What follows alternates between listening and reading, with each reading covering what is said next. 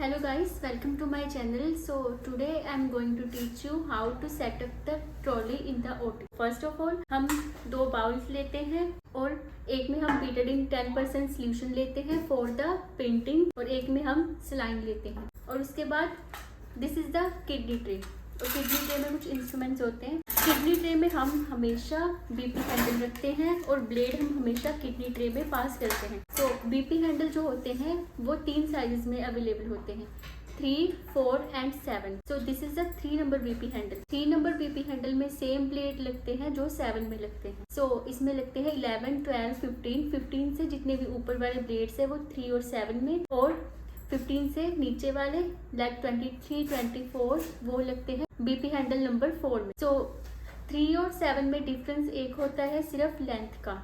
3 की लेंथ छोटी है और 7 की लेंथ वो बड़ी होगी। सो this is the BP handle. इसको हम हमेशा किडनी ट्रे में पास करेंगे जब तक इसमें ब्लेड नहीं लगा। इसको बोलते हैं बीपी हैंडल। और जब इसमें ब्लेड लग जाता है उसको हम बोलते हैं स्काल्पल। फर्स्ट स्टेप में पेंटिंग की जाती है और पेंटिंग के लिए हमें एक इंस्ट्रूमेंट चाहिए होता है, उसका नाम है स्पंज होल्डर। तो this is the sponge holder. इसमें हम गॉस पीस पास करके देते हैं फॉर द पेंटिंग। और बीटाडीन हम यूज करते हैं 10% सोल्यूशन। सो एक बाउल में हम बीटाडीन लेंगे और गॉस पीस रखेंगे और स्पंज होल्डर के साथ पास करेंगे। पेंटिंग होने के बाद जो स्पंज होल्डर है वो ट्रॉली पे नहीं आता, वो ट्रॉली के साइड में लगाते हैं क्योंकि ये स्किन से टच होता है। तो this is the sponge holder. Painting के बाद नेक्स्ट स्टेप आता है ड्रेपिंग। तो ड्रेपिंग के लिए हमें शीट्स देनी पड़ती हैं, like the small sheet and the large sheet. और ड्रेप को फिक्स करने के लिए टॉवल क्लिप्स आती हैं। So this is the towel clip. And what type of towel clip is this? Backhaus towel clip. So this is the towel clip to fix the drape. तो ये हमारे पास 4 या 5 टॉवल क्लिप्स होते हैं। और उसके बाद नेक्स्ट स्टेप आता है incision. So painting and draping के बाद आता है इंसीजन। सो इंसीजन के लिए हमें क्या चाहिए? फर्स्ट ऑफ ऑल ब्लेड को हम जब भी पास करेंगे वो away from you and the surgeon ऐसे पास किया जाता है। और उसके साथ हमें चाहिए स्किन के लिए हमें 2 टूथ फोर्सेप्स चाहिए होते हैं। हर ट्रे में 2 टूथ फोर्सेप रहते हैं।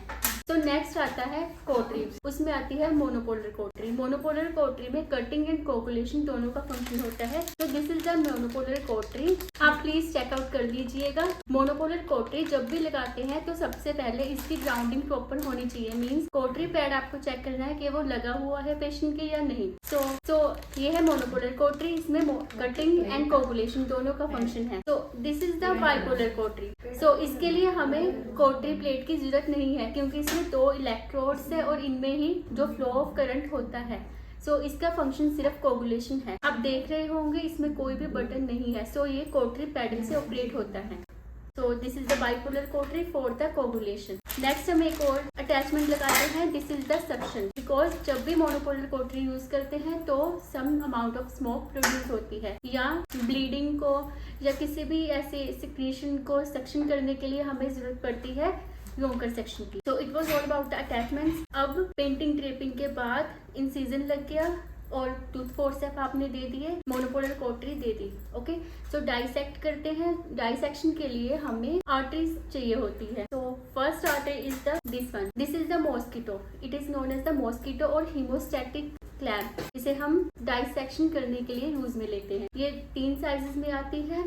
सो फर्स्ट दिस इज मॉस्किटो। ये मीडियम साइज की है और कर्व्ड है। सो इसका नाम है medium curved mosquito. And next आती है this is the artery forcep और लार्ज कर्व्ड आर्टरी। बिकॉज ये लार्ज साइज है और कर्व्ड है। Straight artery. तो this is the straight artery. तो ये सारे हमारे पास आर्टरीज होती हैं। This is the baby mosquito. So इसका काम होता है stay.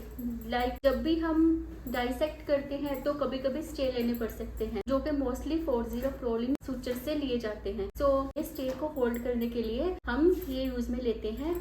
This is the mini mosquitoes. तो नेक्स्ट आता है अगर टिश्यूज को रिट्रैक्ट करना पड़े या कुछ ऐसा इंस्ट्रूमेंट जिससे हार्ड टिश्यू पकड़ने जरूरत पड़े तो हम यूज में लेते हैं Allis forceps. This is the Allis forceps. इसके जो टूथ होते हैं वो सिरेटेड और जॉज होते हैं वो सिरेटेड होते हैं और ये ट्रोमेटिक इंस्ट्रूमेंट होता है। इसे कभी भी बोवल पे या सॉफ्ट टिश्यूज पे यूज नहीं किया जाता। It is for hard tissues. तो नेक्स्ट आता है सॉफ्ट टिश्यू के लिए क्या, उसके लिए हमारे पास है बैबकॉक। ये एट्रोमेटिक है क्योंकि इसके जो जॉज है वो ट्रोमा नहीं कॉज करते, वो सॉफ्ट होते हैं और ये बोवल वगैरह के लिए यूज किया जाता है ट्यूब्स के लिए। This is the Babcock. Next आता है मिक्सचर्ड।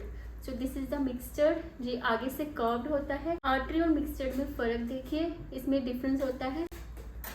सुचरिंग कर रहे हो तो नीडल होल्डर्स की जरूरत पड़ेगी। तो नीडल के साइज के अकॉर्डिंग जैसे 10, 20, 30, 40, 50 ऐसे नीडल होल्डर्स आते हैं। फॉर एग्जांपल 10, 20, 30 का जो नीडल है वो बड़ी होती है, सो उसके लिए हम नीडल होल्डर ये वाला यूज करते हैं क्योंकि इसके आगे से ब्रॉड होता है। और 40, 50 के लिए हम जो नैरो वाला नीडल होल्डर यूज करते हैं। एंड दो सीजर्स हमारे पास आती है, एक तो आती है मायोस, एक आती है मैट। मायोस सीजर होती है जैसे सूचर को कट करना हो, सो उसको हम सूचर कटिंग भी बोलते हैं। This is the Mayo's scissor and this is the Metz scissor, Metzenbaum scissor, जो कि टिश्यू कटिंग के लिए यूज में ली जाती है। ये अलग अलग साइजेस में आती है, जैसे कि ये राउंड टिप, तो ये मैट सीजर है। और इसके अलावा बहुत सारी टिप जिनकी शार्प होती है वो सीजर्स भी आती हैं, जैसे कि आयरिस सीजर, कर्व्ड या स्ट्रेट, वो भी टिश्यू कटिंग के लिए काम में ली जाती है। This is the Metz which is round on tip and this is the DeBakey forceps. इसकी जो सिरेशंस है वो डिफर करती है नॉन टूथ फोर्सेप्स से। ये ब्लड वेसल्स के लिए सेफ होता है। This is the DeBakey forceps.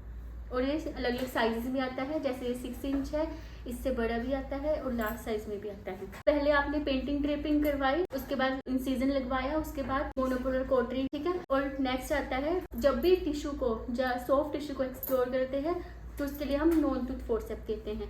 ये नॉन टूथ है, इनके आगे टूथ नहीं है, so these are the safe for the inner structures. And last step आता है ड्रेसिंग। सो ड्रेसिंग के लिए आप क्यूराफिक्स या डायनाप्लास यूज कर सकते हो according to the surgery. So it was all about the setting the instrument trolley in the OT. So if you found this video interesting, then don't forget to like, share and comment, and also check out the video for the monopolar and the bipolar code. So thank you for watching.